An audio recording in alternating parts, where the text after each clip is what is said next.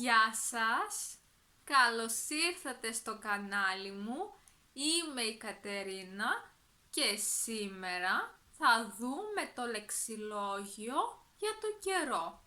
Ξεκινάμε λοιπόν, αρχίζουμε με το έχει δροσιά. Τι σημαίνει έχει δροσιά? Για παράδειγμα, περπατάτε το βράδυ κοντά στη θάλασσα το καλοκαίρι και λέτε τι ωραία, έχει δροσιά κοντά στη θάλασσα.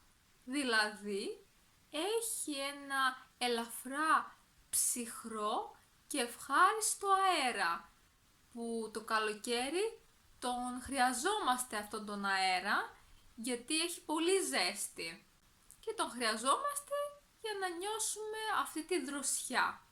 Ακολουθεί το έχει ψύχρα. Για παράδειγμα λέμε, ίσως τον φθινόπωρο προς το χειμώνα, λέμε τα βράδια έχει ψύχρα. Δηλαδή έχει ένα ελαφρύ κρύο. Όχι πολύ κρύο, αλλά έχει ένα ελαφρύ κρύο, γι' αυτό λέμε έχει ψύχρα. Μετά έχουμε το έχει συννεφιά. Εντάξει, αυτό σημαίνει ότι υπάρχουν πολλά σύννεφα στον ουρανό. Γι' αυτό λέμε έχει συννεφιά. Το καλοκαίρι, μπορεί να είναι κάτι καλό, γιατί έχει πολύ ήλιο και θέλουμε έτσι να υπάρχουν και λίγα σύννεφα. Αν φυσικά δεν είμαστε στη θάλασσα και δεν κάνουμε ηλιοθεραπεία. Ακολουθεί το έχει παγωνιά.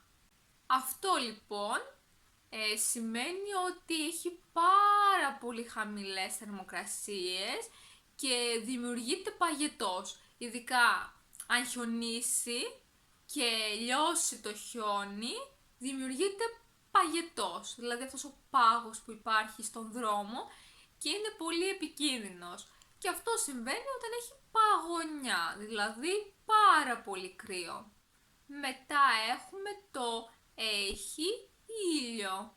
Εντάξει, ήλιο έχει σχεδόν πάντα, ειδικά στην Ελλάδα, αλλά ειδικά το καλοκαίρι έχει πολύ ήλιο, γιατί κάνει και πολύ ζέστη. Αυτό, ο ήλιος, εντάξει. Ο ήλιος είναι ο ήλιος. Έχει ήλιο, δηλαδή δεν έχει συννεφιά. Ακολουθεί το έχει καλό καιρό. Για παράδειγμα λέμε σήμερα έχει καλό καιρό. Γιατί έχει καλό καιρό? Επειδή έχει ήλιο φυσικά. Αν δεν έχει ήλιο δεν είναι καλός καιρός. Μετά έχουμε το έχει άσχημο καιρό. Συνήθως λέμε ότι έχει άσχημο καιρό όταν δεν έχει ήλιο ή όταν βρέχει. Αν και σε κάποιους αρέσει η βροχή. Γι' αυτό ναι, συνήθως λέμε ότι έχει άσχημο καιρό όταν δεν έχει ήλιο, έχει σύννεφα, βρέχει. Αυτός είναι ένας άσχημος καιρός για μας. Ακολουθεί το έχει λιακάδα. Αυτό σημαίνει ότι ο καιρός είναι ηλιόλουστος, δηλαδή έχει ήλιο. Μετά έχουμε το έχει ζέστη. Αυτή νομίζω είναι η πιο συνηθισμένη φράση τώρα το καλοκαίρι, που έχει πραγματικά πολύ ζέστη και λέμε συνέχεια έχει ζέστη. Ακολουθεί το έχει κρύο. Αυτό το λέμε το χειμώνα όταν έχει κρύο, δηλαδή όταν χιονίζει, όταν βρέχει αλλά οι θερμοκρασίες είναι πολύ χαμηλές. Μετά έχουμε το έχει υγρασία. Η υγρασία μπορεί να έχει και το χειμώνα και το καλοκαίρι και φυσικά και στις δύο εποχές είναι κάτι άσχημο, γιατί αν έχει το καλοκαίρι υγρασία κάνει πολύ ζέστη και αν έχει το χειμώνα υγρασία έχει πολύ κρύο.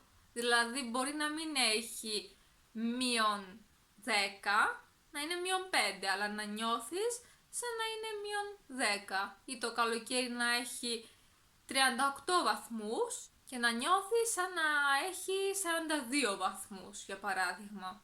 Αλλά τι είναι η υγρασία? Η υγρασία είναι η αυξημένη ποσότητα υδρατμών στην ατμόσφαιρα. Ακολουθεί το έχει υψηλή θερμοκρασία. Πολλές φορές επίσης μπορούμε να πούμε έχει υψηλές θερμοκρασίες. Που αυτό σημαίνει ότι η θερμοκρασία είναι πολύ πάνω, ειδικά το καλοκαίρι που μπορεί να φτάσει τους 40 βαθμούς, τους 42 βαθμούς και λέμε ότι οι θερμοκρασίες είναι πολύ υψηλές ή ότι έχουμε υψηλή θερμοκρασία.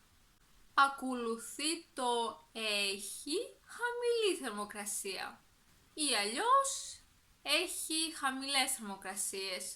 Για παράδειγμα λέμε το χειμώνα έχει ή έχουμε χαμηλές θερμοκρασίες, ειδικά στην Βόρεια Ελλάδα. Μετά ακολουθεί το έχει καταιγίδα. Δηλαδή τι σημαίνει έχει καταιγίδα? Ότι έχει πολύ δυνατή βροχή, ότι βρέχει πάρα πολύ. Ακολουθεί το έχει αστραπές, που αυτές υπάρχουν συνήθως όταν έχουμε καταιγίδα φυσικά και βλέπουμε να φωτίζει ο ουρανός από τις αστραπές. Αλλά τι είναι η αστραπή? Είναι η λάμψη που εμφανίζεται στον ουρανό όταν βρέχει πολύ και έχει φυσικά πολλά σύννεφα. Μετά έχουμε το έχει ομίχλη. Εντάξει, η ομίχλη είναι ένα αρκετά ενοχλητικό φαινόμενο και δεν είναι πολύ ωραίο, είναι λίγο τρομακτικό, σου θυμίζει λίγο ταινίες thriller, αλλά και είναι δύσκολο να κυκλοφορείς, ειδικά με το αυτοκίνητο. Αλλά τι είναι ακριβώς η ομίχλη? Η ομίχλη είναι το μετεωρολογικό φαινόμενο όπου μεγάλη μάζα υδρατμών έχει κατέβει πολύ κοντά στο έδαφος και φυσικά, όπως είπαμε, περιορίζει την ορατότητα. Ακολουθεί το βρέχει. Για παράδειγμα μπορούμε να πούμε ότι φέτος το καλοκαίρι βρέχει πολύ συχνά. Δηλαδή έχει πολύ βροχή το καλοκαίρι. Μετά έχουμε το ψιχαλίζει. Εντάξει, όταν ψιχαλίζει τα πράγματα δεν είναι τόσο άσχημα όσο όταν βρέχει ή φυσικά έχει καταιγίδα, καθώς πέφτουν μικρές στάλες βροχής. Ακολουθεί το χιονίζει, δηλαδή όταν πέφτει χιόνι. Δυστυχώς φέτος δεν είχαμε χιόνι, αλλά ναι, χιονίζει είναι αυτό, όταν πέφτει το χιόνι. Μετά έχουμε το φυσάει. Για παράδειγμα λέμε το καλοκαίρι κάποιες φορές φυσάει πολύ. Αλλά είναι καλό το καλοκαίρι να φυσάει γιατί δεν έχει πολύ ζέστη. Εκτός κι αν ο αέρας είναι ζεστός. Που αυτό δεν είναι πολύ καλό. Αλλά σίγουρα το χειμώνα είναι πολύ χειρότερα τα πράγματα όταν φυσάει. Ειδικά όταν φυσάει και βρέχει μαζί. Και τέλος έχουμε το ρίχνει, χαλάζει. Νομίζω αυτό είναι ένα από τα πιο επικίνδυνα καιρικά φαινόμενα, γιατί όταν ρίχνει πολύ χαλάζει και είναι μεγάλο σε μέγεθος, υπάρχουν πολλά προβλήματα. Μπορούν να χαλάσουν και τα τζάμια των αυτοκινήτων και οτιδήποτε άλλο. Και μπορεί να πέσει και στο κεφάλι μας φυσικά και να μας τραυματίσει. Τι ακριβώς όμως είναι το χαλάζει? Το χαλάζει λοιπόν είναι μικρά ή μεγάλα κομμάτια πάγου. Αυτό ήταν λοιπόν και για σήμερα. Ελπίζω να σας φάνηκε ενδιαφέρον το μάθημα. Μπορείτε να μου πείτε στα σχόλια αν ξέρετε κάποια άλλη λέξη ή φράση για τον καιρό. Επίσης, μην ξεχάσετε να πατήσετε μου αρέσει και να κάνετε εγγραφή στο κανάλι μου.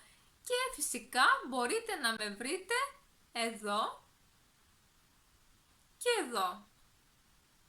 Να έχετε μια υπέροχη μέρα. Γεια σας!